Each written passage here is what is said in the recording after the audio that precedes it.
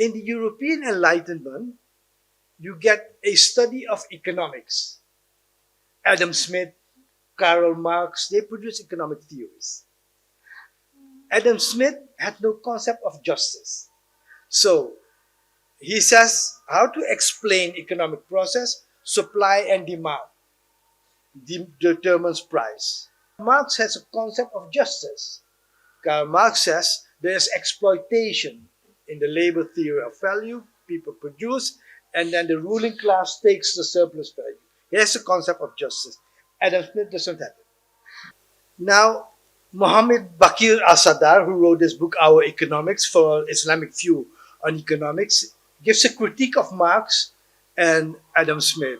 And basically he says, Adam Smith says the driving force behind supply and demand is maximum profit.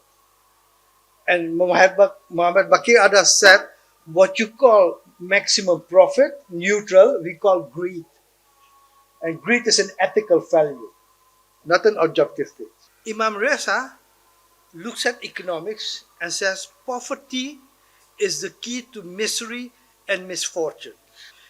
Whenever the world, that is wealth and fortune, smiles on someone, it gives him the virtues of others. And whenever it turns its back on him, he becomes poor, it will rob him of his own virtue. So poverty robs you of your humanity. So economics is not just increasing wealth.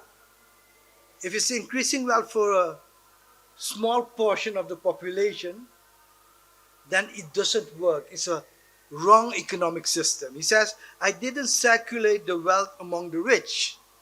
He circulates the wealth among the whole of the population.